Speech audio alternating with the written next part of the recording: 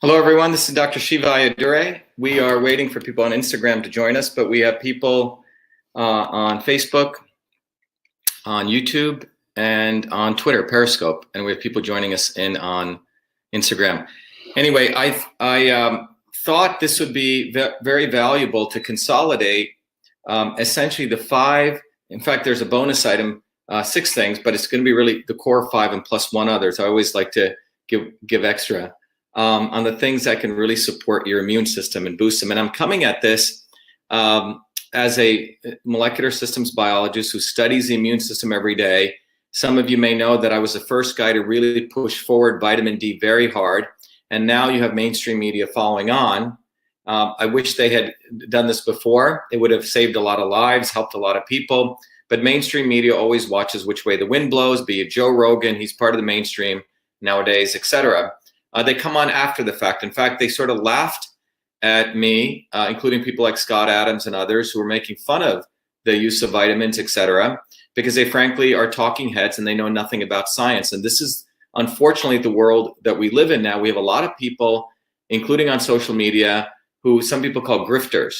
And what's unfortunate about them is they have followings, but they have forgotten that it takes a lot of work to really do the scientific work. So what I wanted to do here was to really support everyone by giving you science so you can build your confidence. Because what we're facing right now in the country and in the world right now is fear. And that fear is coming from fake science, and it's coming from mainstream media, plus a lot of, frankly, grifters on social media who basically are in it to build views and followers. I've had a lot of people call me to do all sorts of interviews, and I've declined because all they care about is views. They don't really care about you. They don't really care about building confidence in you or building science. But that's what I want to do here today, and that's what my commitment is. So what I want to talk about is 5 plus 1 other thing. So 6 things, but really 5 core things that are really, really important to build the immune system. And what I'm sharing with you is stuff that is in the literature. It's in the scientific literature. People do their homework and study it. And it also comes from my understanding of connecting the dots, which is what I do with the technology I created called CytoSolve. As some of you may know, CytoSolve is a technology I created out of my PhD work, which really helps us look at the literature, extract out molecular mechanisms, and integrate them together. So let's start. I have, hopefully everything's set up here. Let me see. I've set up a set of slides here that should be accessible. Let me see where they are. Okay, here it is. There we go. So we can really walk you through this, okay? So before I go into this, everyone should know that, I am running for United States Senate. People should go to the Shiva for Senate site and support our campaign. Our campaign is not just some politician's campaign. It's really a campaign for truth, freedom, and health. And it's a campaign that's based on recognizing we need to take a systems approach to understanding our body, our society, pretty much everything. And that we need to start with freedom, the ability to have discourse and debate, which is when we can do real science. And from real science, we can start getting into truth, and truth of the immune system, truth of how the society works. And that will give us an ability to get to health. And from health, we can really start building our strength to really fight for freedom. So I really want to encourage everyone to go to Shiva for Senate. It's sort of the little ad I have to do here because running for Senate is not something I thought I'd ever do. But given the fact that all these lawyers and lobbyists are the ones who are controlling the world right now, I thought it would be very valuable that a guy like me actually did run for Senate and to support what everyone here wants. So if you have a chance, please go to the Shiva for Senate site. Let me take you over there so you can see that very quickly. We go over to the Chrome tab here. Yeah. So if you go to the website right here, if everyone goes there on Shiva for Senate, you can see that this site is about truth, freedom, and health. Our primary election is coming up in September, and then we have the general elections in November, and I'm going against 3 lawyers. But as I said, one of the most important things for me is health, and also for you to understand how your body is a system. So if you go to the website, you can support the campaign, but more importantly, support yourself by understanding what is a system and what is change, what is real revolution. That's what this book, System and Revolution, is on. It's an ebook. You will really understand the principles of all systems. That took me many, many years to understand at MIT. And then you can also take advantage of this very cool tool call your body your system, which will actually help you apply those principles to understand your body as a system. And you'll learn, for example, by answering a few set of questions, what kind of system you are. That's the red dot. You can understand what happens when your system is not in sync with you, when it's off course. That's the black dot. And then you can find out how foods and supplements and exercises can bring you back to you, what is called your natural system state.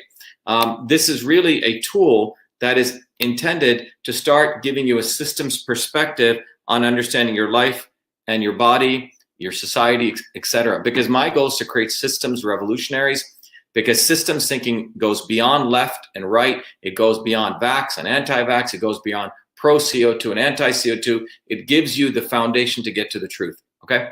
So let's talk about the immune system today. And we want to talk about the 5 things in a very practical way that can help you understand how the immune system actually works. So let's, so the title is, 5 things to boost your immune system, but I'm actually going to give you an extra one. I was just in the North End yesterday. Anyone been to Boston? Anyone, you can write back to me. Anyone, let me see on Instagram. Anyone in Boston been to the North End? Anyone? Okay, well, if you've been to the North End is really one of the most traditional, it's like a village there. And it reminded me of growing up in India in a village, and where you have a tremendous amount of, you have a neighborhood, you have people who are making great food, you have friendships. It's a very cool place. I remember the North End in 1981 when I came to MIT. I've been in and out of there, have made a lot of friends there recently. A lot of people support what we're doing. But one of the most important things, be it the North End in Boston, which by the way is getting devastated with all the small business people being attacked by the shutdown and decimated in many ways, very unfortunate, but it has very similar features to when I grew up in a small South Indian village in India, where you had a sense of security, you had a sense of warmth, you had a sense of knowing that people were watching your back. So one of the most important things that I want to start with talking about today is really the power of having friendships and fellowships and not being socially isolated. And the social distancing and wearing all these masks, first of all, the masks have very little effect. A bunch of research papers show, it's literally, someone wrote to me, a mosquito going through a chain link fence, okay? But more importantly, it's affecting people mentally. It's degrading people. It's causing people to have social distance, separate from people. And the psychological damage that's doing, I think we won't know for many years to come. But I can tell you that one of the most important things that I want to talk about is that when you start thinking about, immune health, one of the things that emerges out of this is that you start realizing that what's one of the most important things is being around people, right? And so I'm going to walk you through some of that recent research that's come out. Before I do that, many of you know that I'm one of the leading guys in the world on understanding the immune system. I came from India, as you know, as a 14-year-old kid. Started doing medical research when I was 14. People always tell me to tell everyone the background. Created the first email system in a medical school, came in and out of MIT, getting 4 different degrees. And my PhD is in a field called systems biology. But what I'm showing you here is an old understanding of the immune system, just 2 boxes. And that immune system, as a pathogen comes, and you have your innate immune system, which is the part of your immune system which is in your eyes, your nose, your throat, your mucous membranes. It's what's called your early immune system. It's your early warning system. And when a pathogen comes through your eyes or your nose, or you breathe it in, the innate immune system kicks in through what are called cells like macrophages. And those cells attempt to take out the invader. It's like a bunch of infantry. They just start shooting everywhere. They're non-specific. And in this old model of the immune system, the second subsystem was your adaptive immune system, which is the thing that created antibodies, like sharpshooters, a specific antibody for that pathogen. Now, I recently gave a talk about 4 months ago at the National Science Foundation, and I said, look, this is at least 50 to 100 years old, 150 years old, and there's a new model of the immune system. This is what I lectured on at the National Science Foundation. It was a very prestigious lecture to deliver. I was the invited distinguished lecturer to give it.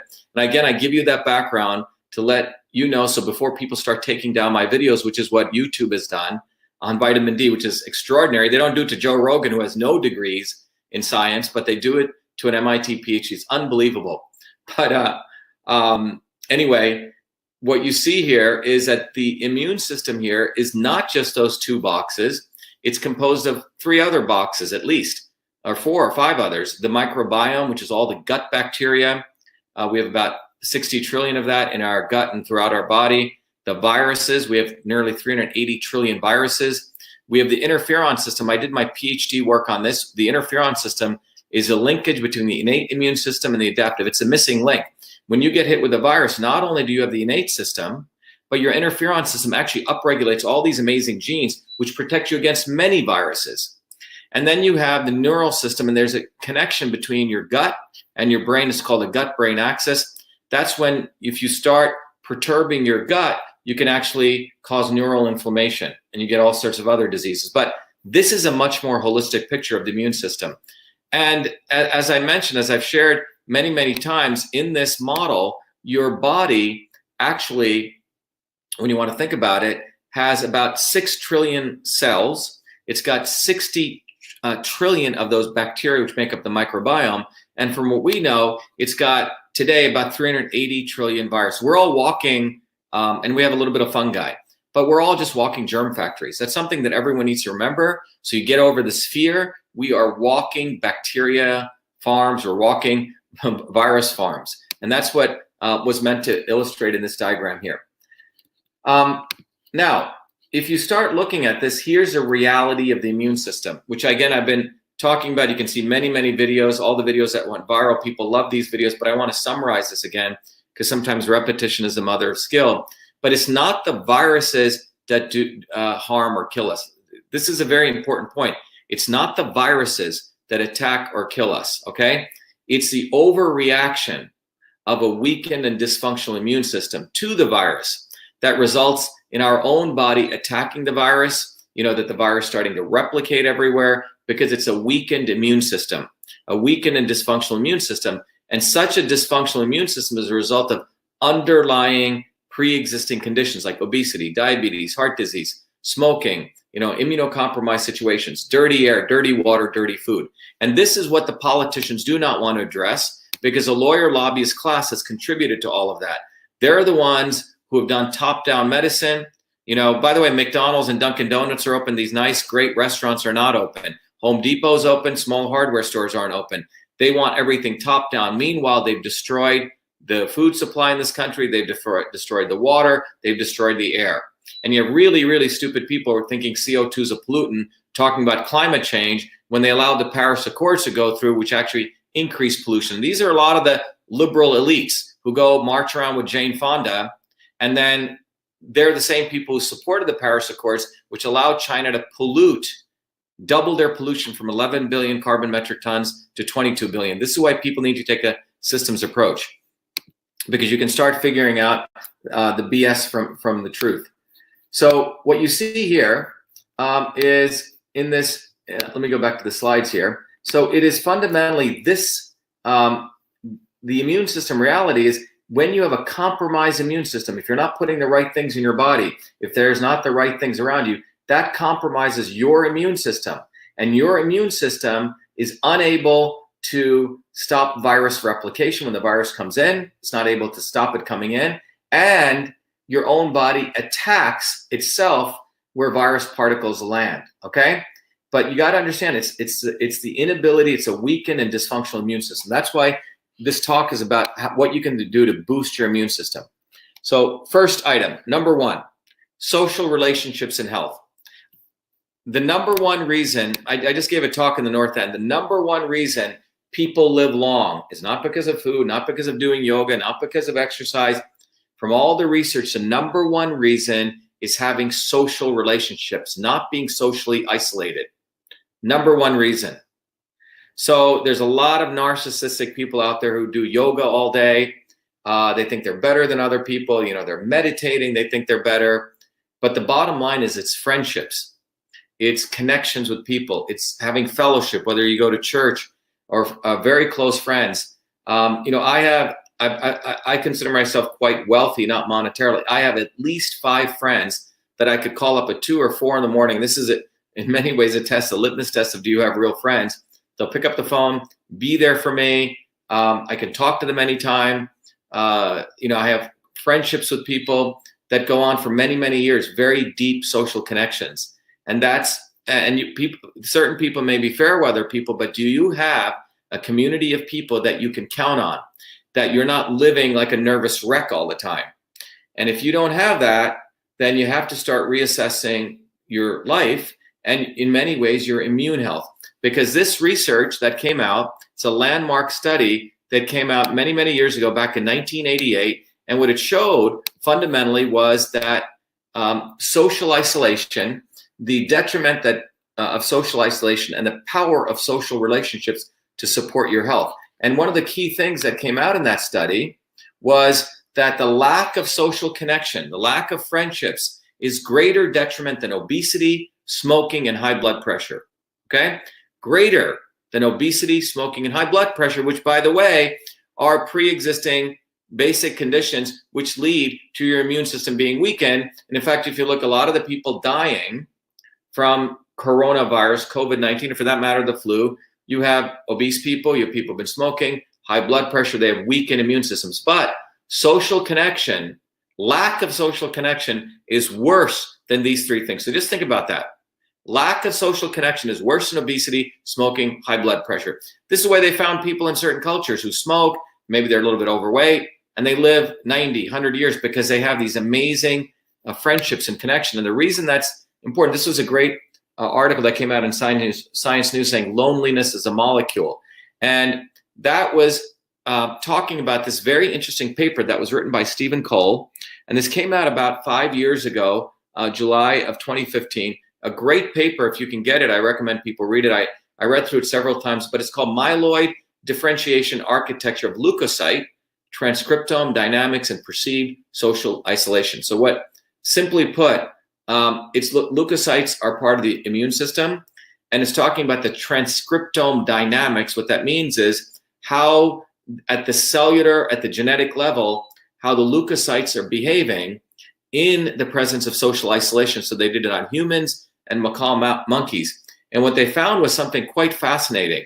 They found that there's a phenomenon called conserved transcriptional response to adversity, CTRA, conserved transcriptional response to adversity. So basically, transcriptional response is how your genes respond to upregulate or downregulate certain molecules. Simply put, your genes are not just static.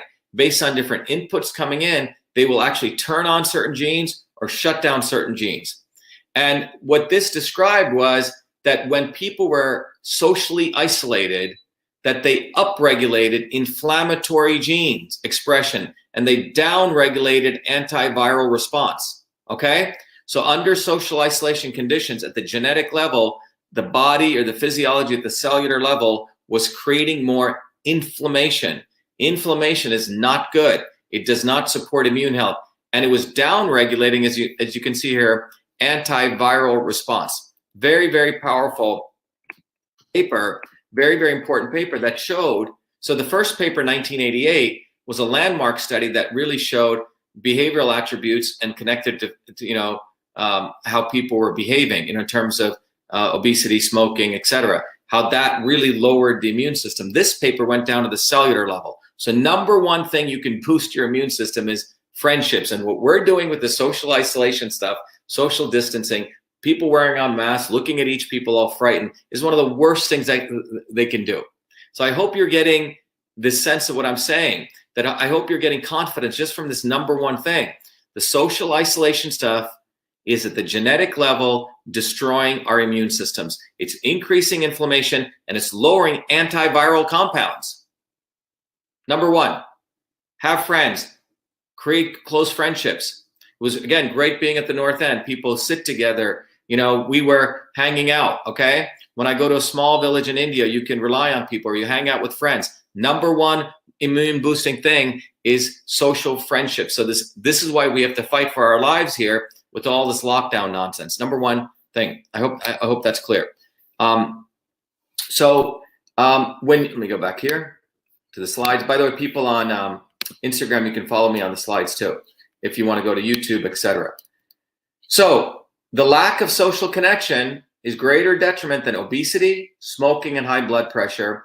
You get more inflammation at the cellular level. You get less responsive immune system, less antiviral response. That's a summary of that. And one of the things that the 1988 landmark study showed was that with strong social connections, you have 50% increased chance of longevity. You increase your probability of living longer by social connections. You strengthen your immune system. And the genes impacted by the loneliness code for immune function and inflammation. So basically what this means is that the genes, when you're socially isolated, code for decreasing your immune function and increasing inflammation. And with strong social connections, you recover from disease faster.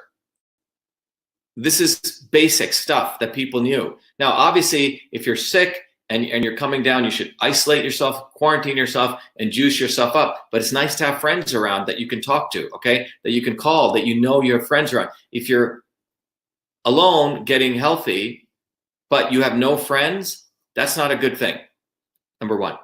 Now, what I want to talk about so that was really like the bonus one that I wanted to give you. Now I'm going to go to sort of the 5 sort of things that you can do to support your immune health. But I wanted to start with that because people don't think having friends is a medicine, having social connection, but that's really the bonus thing that I wanted to give you right up front. Let's now go to, there are 2 aspects of 2 things that affect your immune health, okay? In the broad scheme of things. One is that a virus comes into you and it's going to try to take over your immune system and try to control it. That's what a virus tries to do. And in that part, and the other part is that your body overreacts, okay, because of a weakened and dysfunctional immune system. So there's 2 parts of this.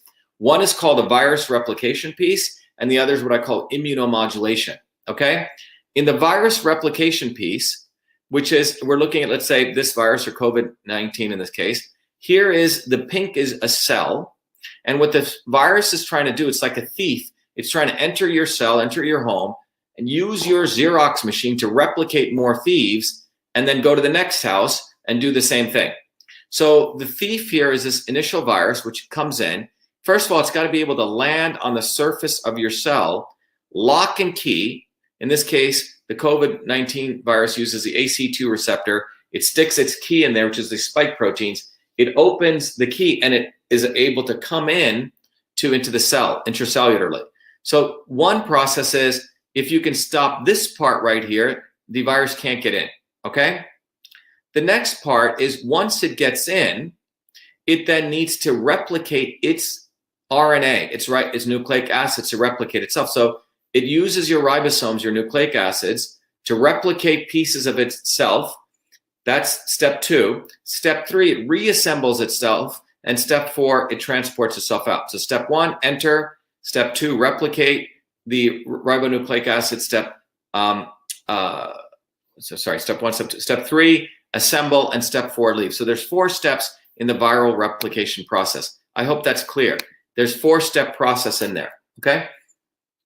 Now, the other piece of this is anything you can do to block this process helps reduce the viral load. So if you have a strong immune system, you have enough zinc in your body, it's going to stop things like this. If you have things like the virus replication, things like vitamin C, it helps this process, okay? And we're going to go into that. Vitamin A, make sure the virus can't even get in. It builds good walls around the walls around your cells. Vitamin D, make sure that when the virus is trying to do this, it literally blows up holes into its shield and it breaks it up. So all of these we're going to learn how they affect in different ways. So, but this is a virus replication process. So if you can stop this in various places, that's one way to boost the immune system. The other piece is what we call the cytokine storm. When a virus attacks you or comes into you, if your body is weak, your body will unleash all of these attacks. It's going crazy because it's weakened, and it creates what's called a cytokine storm. That means your body's just flailing, and if you don't modulate that immune system, your body starts attacking parts of itself based on where the virus particle, these particles shed. In the case of the COVID virus, they shed in your lung epithelial tissue, and your body is attacking itself. So let me just come back and explain this and summarize it. There's two ways that your immune system can be compromised. One is the virus is able to easily get in, replicate itself, and multiply, okay? That's if your immune system is weak and can't block it, can't stop replication, and is unable to essentially blow up the virus, lyse the virus or the bacteria, the shell of it. Because there's various parts, if your immune system is wrong, can stop that replication process. The other piece of it is that you have an overactive, dysfunctional immune system that starts attacking itself. That one you want to modulate the immune system, and there's certain nutrients that can help that, which have been proven, by the way, to the YouTube and to the very stupid censors out there. You should go do some science. I have a PhD in systems biology, and if you're going to start censoring me and you don't censor Joe Rogan, who literally started talking about vitamin D, took him 2 months to do that because he had to see which way the wind was blowing. But anyway, there are these two parts, the virus replication piece and the immunomodulation piece, okay? So that's a background on it so you can understand the science of what's going on. So you want to, in many ways, support both processes from doing well. You want to support the virus replication piece from diminishing that and making sure you don't go into the cytokine storm, okay? So by the way, when you have this cytokine storm taking place, here is what's happening with COVID. People's body, this is the lung. We're looking at one little cell in the lung, the alveolus, starts filling up with fluid because it's undergoing the cytokine storm. And if you put people on respirators, you know what happens? You get more and more fluids. That's why you're literally choking these people. What really needs to be done, we need to eliminate that cytokine storm. Vitamin C, as we'll talk about, is very, very good for modulating that, okay? But this is a phenomenon that's taking place. You have the virus replication, you have the immunomodulation going haywire, and because of that, in the case of COVID-19, the body starts putting up fluids. Because it's undergoing the cytokine storm, you put people on ventilators and you're actually damaging them, okay? So let's talk about vitamin D. This is the first one on the list, which we've talked about before. There's a whole video on vitamin D, which I just found out that the YouTube guys took down, which is quite amazing, but there's 80,000 papers written on vitamin D. Not one, not two, 80,000 papers. And in fact, there have been about 1,000 systematic reviews. And in fact, there have been 9 systematic reviews, which means they took those 80,000, put them, aggregated them on the power of vitamin D for, for really arresting acute respiratory infections. In one study recently, a couple of years ago, they took 11,000 participants. They found vitamin D supplementation is safe. It protected against acute respiratory tract infection. The survival in ICU patients went up. And its greatest benefit to those who were deficient. We have a lot of deficient people in this country and many other countries who are vitamin D deficient. One of the things I want to let you know, I have my skin color is brown or parts of it are darker. People of color need more vitamin D because we have all the shielding. This is why there's been more cases of people of color dying because they have greater vitamin D deficiency. So if you're a person of color, you need to recognize that you actually need more vitamin D than people who are not of color because your body has created a shield to not let in as much of the UVB rays, which help your body produce vitamin D. So people of color actually need, interestingly enough, more vitamin D. So that's something that we need to keep in mind. But the interesting thing is vitamin D has many mechanisms of action. It's really a hormone. But the one that I want to share with you today is the fact is that vitamin D creates what are called CAMPs, cathelicidin antimicrobial particles. These particles, so your body, when you get sunshine, one of the best ways to get it, again, we talked about friendships. These are all free stuff if you can get it, okay? Build friendships, sunshine, free, you go out. When the UVB radiation hits you, your body creates vitamin D. Well, that vitamin D, through a series of chemical processes, creates cathelicidin antimicrobial particles, CAMPs. Now, these antimicrobial peptides are been in evolution for many, many, many billions of years. They're the oldest mechanism of how the body takes out microbes and pathogens. And what it does is these cathelicidins literally poke holes in the virus or the bacteria or the fungi, and they disrupt them. And so this is, again, from a systems biology standpoint, This is the vitamin D. When it's created, it enters your cell. It creates these vitamin D receptors. And when vitamin D interacts with them, your body creates these cathelicidins, these things called camps. So when a virus, like let's say this HIV virus comes in, these camps literally support the process of engulfing that virus and then blowing it up. And I'll show you a couple of examples of that. This came out in Nature recently. What you're seeing here, by the way, recent paper came out, I think 2 years ago, last year, I'm sorry, just 1 year ago. And it shows that cathelicidins, which are the direct result of vitamin D, are antimicrobial against bacteria, viruses, fungi, and parasites. And these are different kinds of cathelicidins. This comes from pig, this comes from chicken, and this is what we have in our body. And then as you can see here, as you increase the amount of cathelicidins, you reduce the amount of, you kill more bacteria. But cathelicidins are also important for viruses and bacteria.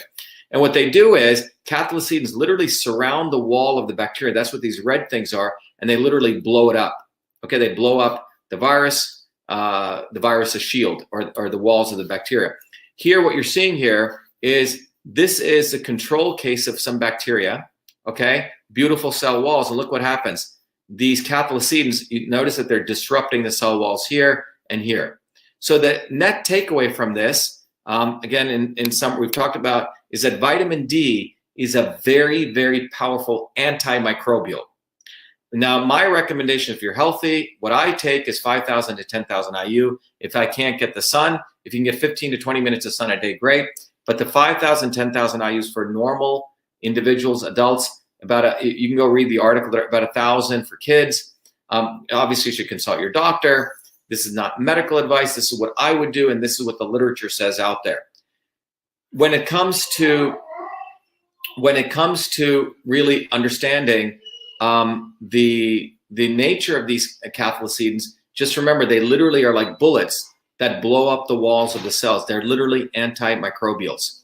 So vitamin D, very powerful. If you're in extreme condition, really ill, as I wrote to my letter to President Trump, you want to increase that to a much higher dosage, like 50,000 international units twice a day to get a real boost, okay?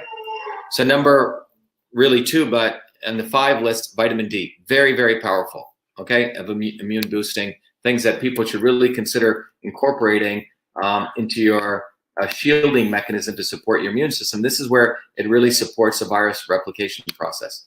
Okay, so I hope that's clear. Let's go to the next one. The next one is vitamin C. Now, vitamin C is something that inhibits the cytokine storm. Remember I talked to you, if you have a weakened and dysfunctional immune system, that's what happens as people age, as people are in this situation. They're putting them on ventilators. My sincere request is that if you have people in that condition, please, for God's sake, think about giving them IV vitamin C. Because what vitamin C does is it does a couple of things. It inhibits the cytokine storm, where it modulates the immune system. It supports antioxidant and anti-inflammatory activity, and it also disrupts viral replication. But I really want to talk about the inhibition of the cytokine storm.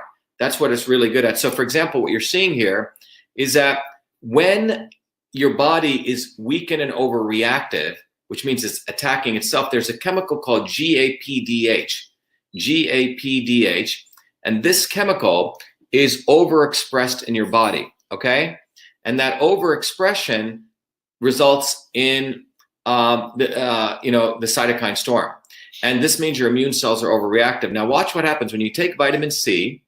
Vitamin C, through a series of processes here, creates reactive oxygen species. It's quite sort of a inverse model. It creates actually antioxidants, which are reactive oxygen species. Oxidizing factors, not antioxidants.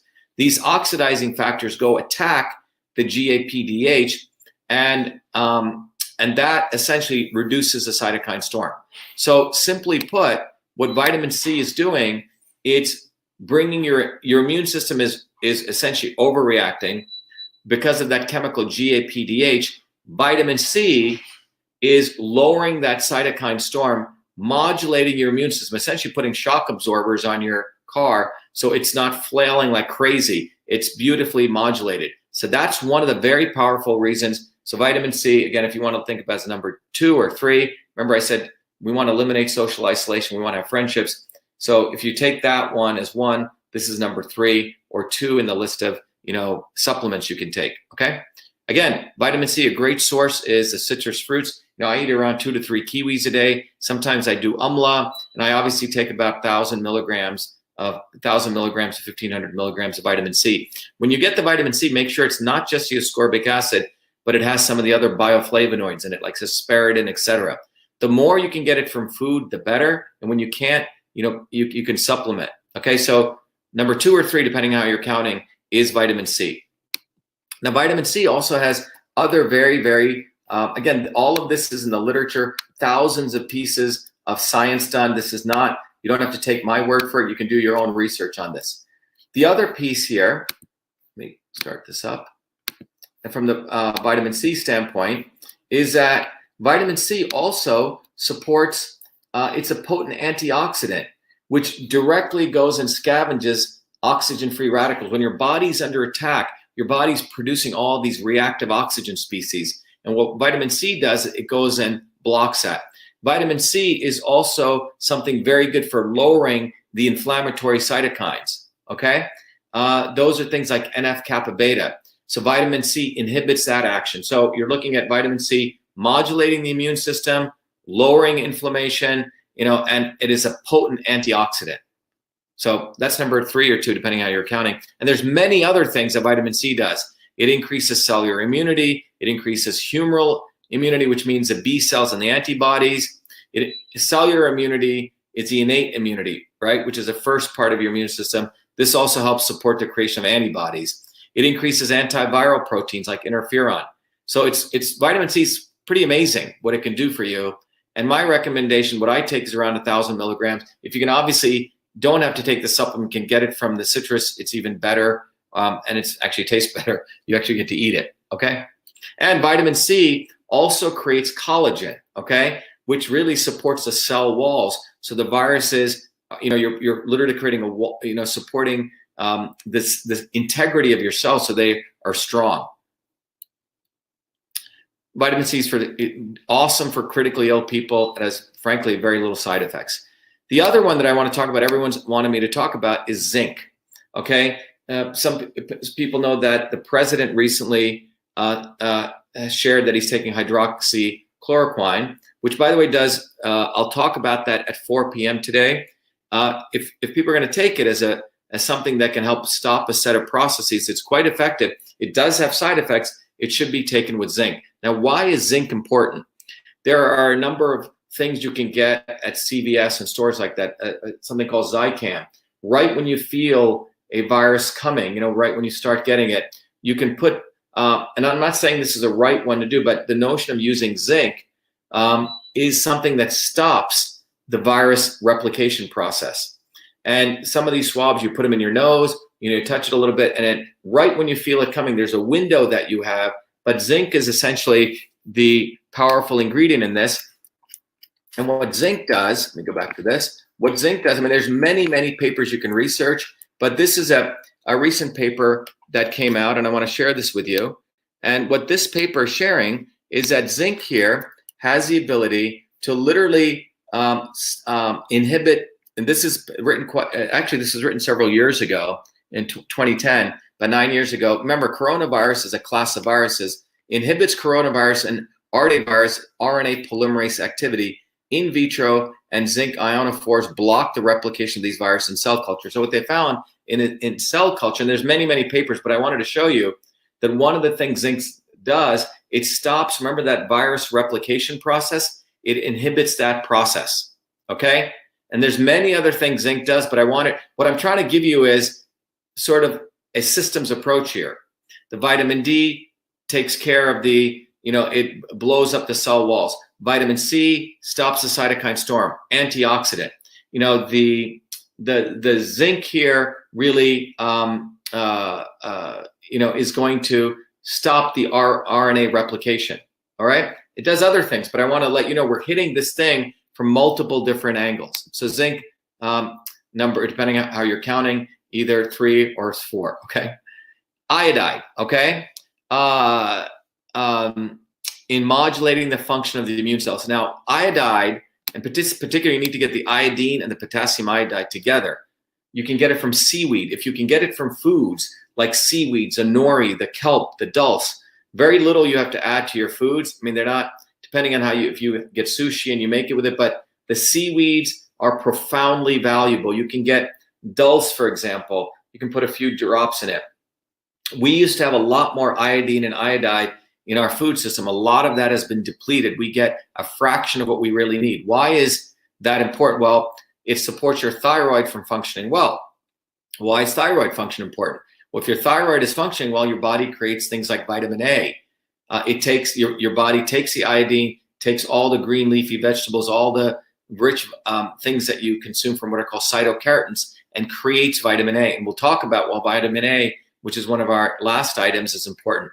But iodine and iodide are extremely important for immune function. Now, in the recommendation I wrote to President Trump, you can get things like Lugol, which have iodine and iodine. You put about, for adults, like 6 drops. But if you can incorporate the seaweeds in your diet, very, very valuable. So item 4 or 5, depending on how you're counting, is iodine, okay? Iodine and iodide. The next one I want to end with is actually something that I've talked about, is actually vitamin A, okay? Vitamin A is one of the most, and by the way, you want to get the vitamin A palmitate, but what you notice here is that as you age, your thyroid level goes down and that you produce less vitamin A. That's why it's important to get the iodine and iodine. And you produce less phytokeratins, and that can result in scarring of the epithelial tissues if you don't have enough proper vitamin A. And you reduce your innate immune function, you reduce your macrophage function. And so vitamin A is extremely valuable, literally, for building these walls, these supportive wall around your cell. And that's what I wanted to share with you there. So, you know, if you go to my video set on truthfreedomhealth.com, you'll see I go into detail. But today, I really wanted to summarize the 5 plus the 1 bonus things that can boost your immune system. Summary, starting with the bonus item, which is friendships, not social isolation, okay? It's the worst thing we can do. As I shared, when you have social isolation, when you don't have friendships, you actually reduce antimicrobial activity in your cell. You increase inflammation, okay? Which can lead to the cytokine storm, which can lead to all sorts of processes. So for God's sakes, build fellowship, build friendships, fight for that. Fight for the end of this lockdown so we can get back to having family and fellowship again, number 1. Now, that's like the bonus one. The 5 other items that I mentioned are, number 1, vitamin D, sunshine, again, social connections, free friendships, sun, the UVB radiation, particularly if you're dark, you need more of it. And the vitamin D, it literally creates cathelicidins, which blow up the walls of the fungi and bacteria. It's an antimicrobial. Literally, vitamin D creates these cathelicidins, which are like bullets which blow up the walls, antimicrobial. Number 2, we talked about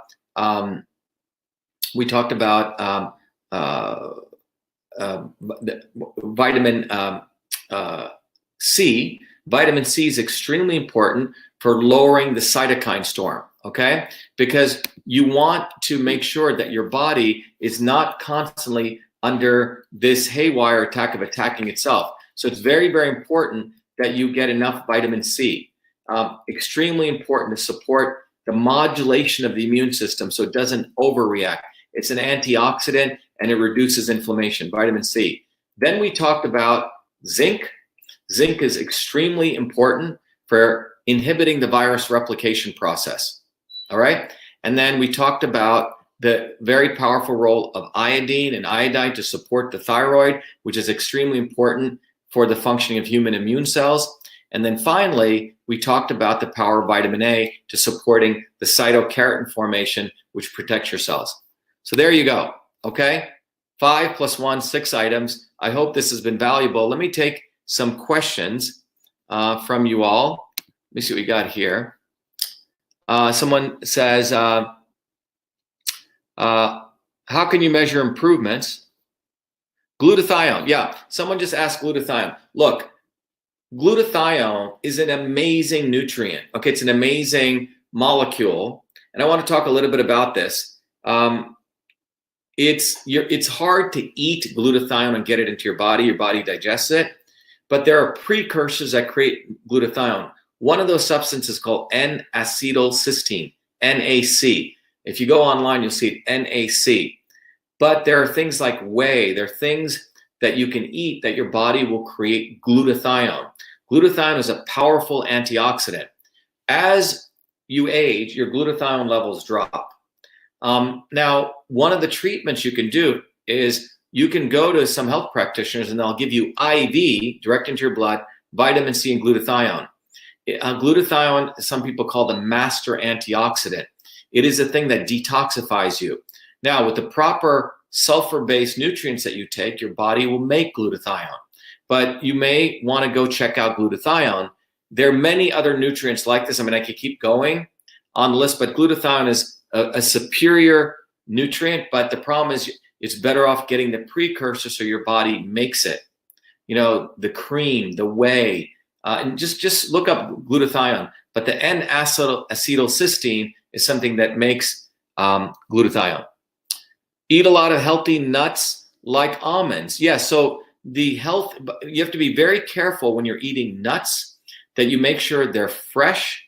Ideally, you germinate them, meaning you let them sprout a little bit. In all traditional cultures, when I eat almonds, I'll typically soak it overnight, and then I'll throw off the water, and then hopefully it's a little bit of sprouts. I take the skin off, and then I consume it, okay? The nuts are very, very healthy. You don't want to eat too much because too much nuts can put a lot of pressure on your liver, but nuts are very, very good, a great source of healthy fats. Let's see what else we got here. Yes, so someone just said, oops.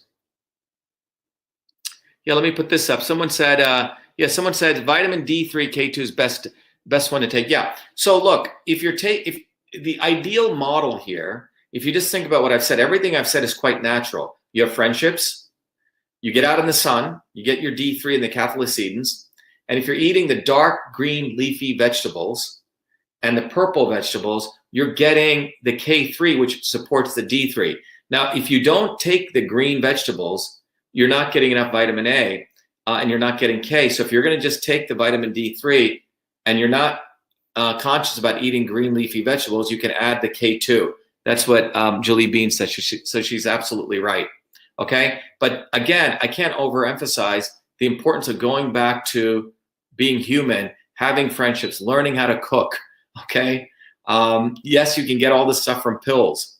I'm not saying don't do that. But ideally, if you can learn how to cook, sit down with a meal, get back into the fragrance of traditional life, which is how we're supposed to live in my view, you boost your immune system in many, many other ways. Let's see what else we have. Yes, someone said NAC detoxes the liver. Yeah, there are other things. Melatonin, magnesium. Magnesium is what I call the calming mineral. If you are stressed out, magnesium is particularly if you get, Epsom salt. And you don't have to eat it, which I don't recommend, but what I recommend is that, you get a little bucket of water, put some Epsom salt in and soak your feet. It's very relaxing before you go to bed. Magnesium is also very good nutrient to have in terms of calming your body. A lot of people are also deficient on magnesium. Let's see. Yeah, people are asking about recommended spices. Let me talk about that. I did a video that's up there that I made chai tea, okay? If you go look at the traditional spices, everyone, if you're from Italian background or from Indian background, whatever background you're, go look at how your grandparents ate, particularly in traditional cultures. In the Italian culture, people used a lot of oregano, rosemary. These are very, very good antivirals. In the Indian culture, when a woman leaves, this is the traditional culture, her mother, the mother will give her a package, a spice box. Typically, you have turmeric in there, amazing anti-inflammatory. It helps brain health, turmeric, turmeric. Another one is cloves. Cloves are an amazing antibacterial. If you have a toothache, for example, take a little bit of clove oil, dilute it a little bit, and you put it on there. Cloves are another very powerful thing. Anise seeds, cardamom, You can start looking at the ginger and the garlic and the onions. You know, ginger, garlic, I mean, those are vegetables, but the ginger is a spice. You know, the cardamom, go look at cardamom, breaks up mucus. These are very, very powerful spices. In my view, every household should have them. And if you're going to go with the king and the queen of vegetables, the 2 sulfur producing vegetables or sulfur containing, it's the onion and the garlic. You know, as much garlic as an onion you could include, go for it. It's going to protect you with all these viruses. It boosts, it supports the skin. These are the king and the queen of the vegetable kingdom. Lacto-fermented products, very valuable, extremely valuable. Most cultures always had, you know, like in the Indian culture, in the German culture, the sauerkraut, kimchi, in the Korean culture, please include these as foods. Learn how to make sauerkraut. You know, we make it here every day. Amazing food. And you look at people pretty robust. A lot of them are incorporating some type of the fermented foods into their culture. In India, we have pickles that are always included in some meal. Yep, this is a very good point. Whole food nutrition is superior than supplementation. Look, you know, I have a cup of green tea here, right? This is a food. And in green tea, we know there are all sorts of molecules. We just finished a recent study that was funded by the City of Hope, which does a lot of research on transplants. And what they found was that, interesting enough, when people were getting transplants, the people who drank a lot of green tea were having less transplant rejection. Using our technology, Cytosol, we recently found out why. And I'll do a whole session if you guys are interested on that. But there's a set of molecules in green tea that are very powerful, but not just one molecule, but sort of the whole orchestra of molecules. That's why food is ultimately one of the most powerful things, not only in terms of fellowship and sitting down, which we know that boosts your immune system, but all the different nutrients you get. Okay, let me see. Take some things over here on Instagram. Anyone on Instagram? Any questions? Ginger tea. Yep. Ginger, you know, is a fascinating. Yes, thymoquinone in black seed oil is the same as hydro. Yeah. So let me talk. I'm going to talk about the quinine and the hydroxychloroquine. If you can hold off on that at 4 p.m. today. But look, the rhizomes. The ginger is really not a root. It's a rhizome like turmeric. Do a little bit of research on rhizomes. R-H-I-Z-O-M-E-S. The rhizomes are very, very powerful nutrient spices that, you know, can support our immune system. There's also a set of some other mushrooms like maitake mushrooms from the research we've done. Very valuable. Again, I don't want to inundate you with too much, but I wanted to give you these 5 things because a lot of people are under economic distress. You know, some of these nutrients are extremely expensive. What I've just suggested here are inexpensive and powerful. Friendships, the sun, vitamin D3, cholecalciferol, vitamin A, palmitate if you can ideally get it, the zinc, the iodine, you know, and then the vitamin C. These are nutrients that you can get through food or you can get cost effectively. Anyway, I hope this was valuable. Again, I promise you 5, it's actually 5 plus 1, okay? But let's not forget that the goal is to boost the immune system. We're wasting so much time on talking about pro-vaccine, anti-vaccine. I wish we spent as much time talking about how do we boost the immune system. It's about boosting the immune system, and that's how we overcome our fear. So I hope this has been valuable for everyone to recognize that we have to overcome our fear. Anxiety, I'm telling you, is not a good thing. Anxiety creates more distress to your immune system. So I hope this has been valuable for you guys to get confident that you have the power to support your immune system. This is something everyone here can do. And separate from that, what people need to recognize is what's going on around us, the dirty air, the dirty water, the dirty food. That requires everyone here to recognize that we need to start electing people. You know, we need to have the right leadership. You need to start electing people like me, like you, who care about our body. And that's why in closing, I obviously have to let people know that my running for US Senate is not just a simple US Senate run. It's a run to really fight for our truth, freedom, and health. In my view, we have about 90 days. Our general election is coming up Our primary election is coming up in September. Our general election is coming up in November. We must win this election because Massachusetts, in many ways, is the epicenter of the deep state of medicine, the deep state of healthcare, which wants everything to be top-down medicine, everything to be regulated medicine. Our winning in Massachusetts will be a blow to the deep state. So please take a few moments for yourself and your family. Go to Shiva for Senate, support the campaign. Please, if you want, you can volunteer. There's a volunteer link here. Get your friends to pledge to support the campaign. You can donate to the campaign. If you can't donate $25, whatever you can donate because of economic distress, I'll still make sure you get the ebook version of this and the Your Body, Your System tool. So everyone support our campaign for truth, freedom, and health. It's actually your campaign for truth, freedom, and health. It's the only way that we can ultimately win is that we actually have people who are workers, entrepreneurs, people who are creators in governance, not these lawyers and lobbyists. Anyway, thank you, everyone. Be the light. Be well. Thank you.